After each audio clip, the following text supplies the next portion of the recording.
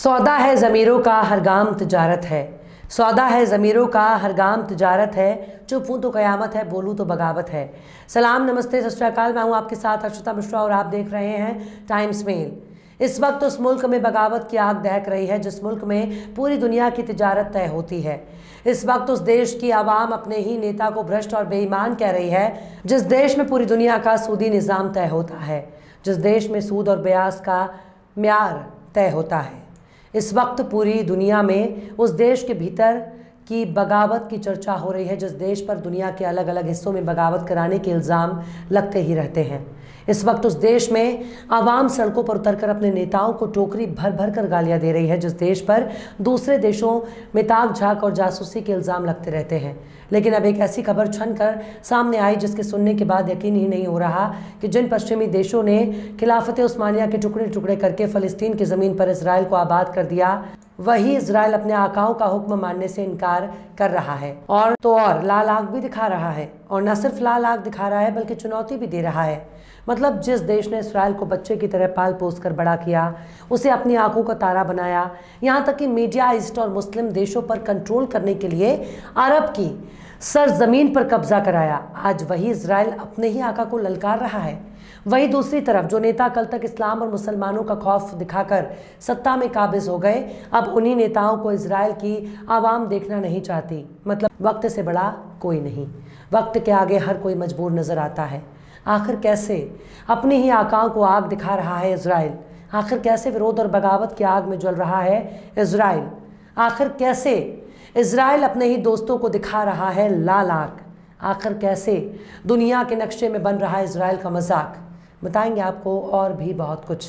लेकिन आप अगर हमारे चैनल पर नए हैं और पहली बार हमारी वीडियो को देख रहे हैं तो आप हमारे चैनल टाइम्स मेल को सब्सक्राइब कर लें, वीडियो को लाइक कर दें और बेल आइकन का नोटिफिकेशन बटन भी प्रेस कर दें ताकि बिना देरी हमारी हर खबर आपको मिलती रहे। लौटते हैं आप खबर की तरफ। इजराइल में अदालती सुधार के मंसूबे के बाद जिस तरह से इजराइल में नेतन्याहू की सरकार के खिलाफ बड़े पैमाने पर विरोध प्रदर्शन हो रहा है, उसकी चर्चा पूरी दुनिया में हो रही है। लेकिन इस इनकलाब से इजराइल के करीबी दोस्त ज़्यादा परेशान नजर आ रहे हैं।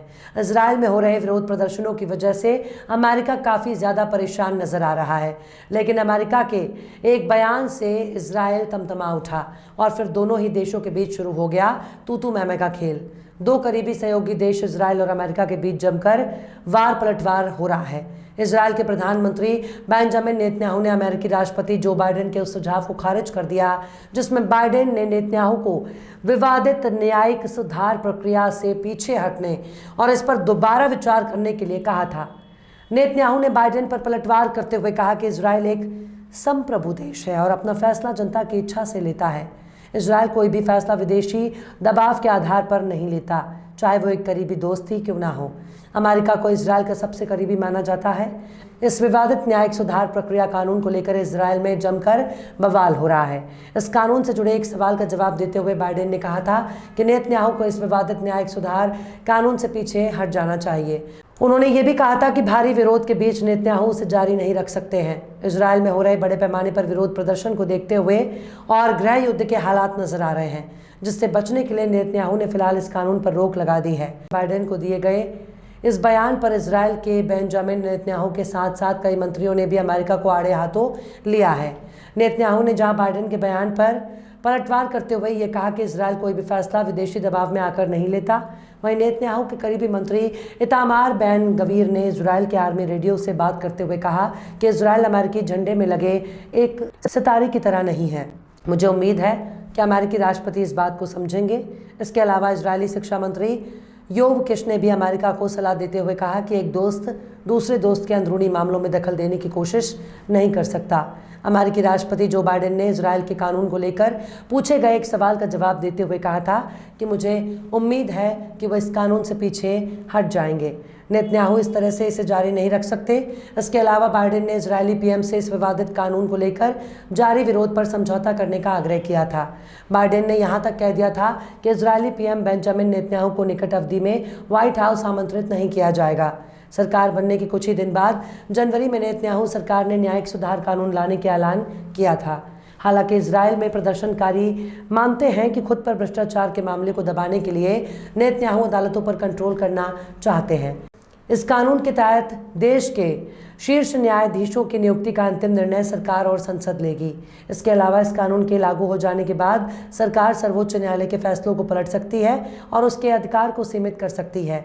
इस कानून के विरोध में व्यापार क्षेत्र के लोगों के साथ साथ देश के प्रमुख अर्धशास्त्री और पूर्व सुरक्षा प्रमुख भी सड़क पर आगे आ गए हैं। प्रदर्शनकारियों का कहना है कि कानून देश को तानाशाही की ओर धकेल रहा है। अमेरिकी राष्ट्रपति जो बाइडेन और इजरायल के प्रधानमंत्री बेंजामिन नेतन्याहू के बीच हुए वार पलटवार पर अमेरिका ने राष्ट्रीय सुरक्षा प्रवक्ता जॉन किर्बी ने बुधवार को कहा कि बाइडेन और नेतन्याहू 4 दशकों से भी ज्यादा समय से एक दूसरे को जानते हैं और अच्छे मित्र हैं। किर्बी ने कहा कि आप हमेशा अपने दोस्त की हर बात और काम से सहमत नहीं होते, लेकिन गहरी दोस्ती में सबसे अच्छी बात यही है कि आप एक दूसरे के साथ खुलकर बातचीत कर सकते हैं। पर इतना तो तय है कि नेतन्याहू की अहमियत अब पहले जैसी नहीं रह जाएगी। अगर ये कानून वापस ले लिया जाता है तो नेतन्याहू अपने ऊपर लगे भ्रष्टाचार के गंभीर आरोपों से कैसे पीछा छुड़ाएंगे। पर इजरायल की आवाम ने साबित कर दिया कि वो एक जिंदा कौम है। वो अपने भ्रष्ट और बेईमान नेताओं का मुकाबला करना जानती है। बहरहाल चलते चलते आखिर में बशीर बद्र ने भी क्या खूब फरमाया है, मैं बोलता हूँ तो इल्ज़ाम है बगावत का, मैं बोलता हूँ तो इल्ज़ाम है बगावत का, मैं चुप रहूँ तो बड़ी बेबसी सी होती है। फिलहाल इस वीडियो में बस इतना ही। वीडियो आपको कैसा लगा कमेंट बॉक्स में ज़रूर बताइएगा। वीडियो पसंद आए तो लाइक करें।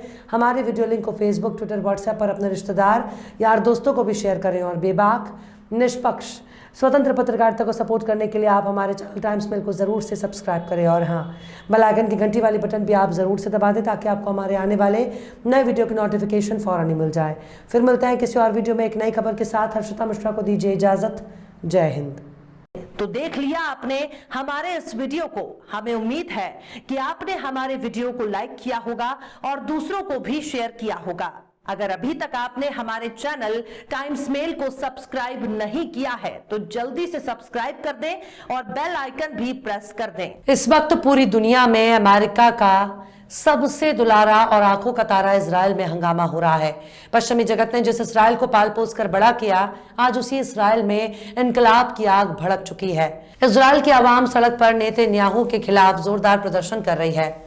यह विरोध प्रदर्शन अपने देश के लोकतंत्र को बचाने के लिए हो रहा है। लेकिन सबसे बड़ी बात यह है कि अगर किसी देश के नागरिक विरोध प्रदर्शन करने लगे और उस विरोध प्रदर्शन में सेना के पायलट भी शामिल हो जाएं, तो फिर उस विरोध प्रदर्शन को मामूली धरना प्रदर्शन के तौर पर नहीं देखा जा सकता।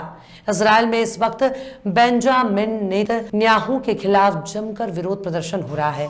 एक प्रधानमंत्री के तौर पर नेतन्याहू इस विरोध को रोक पाने में नाकाम नजर आ रहे हैं।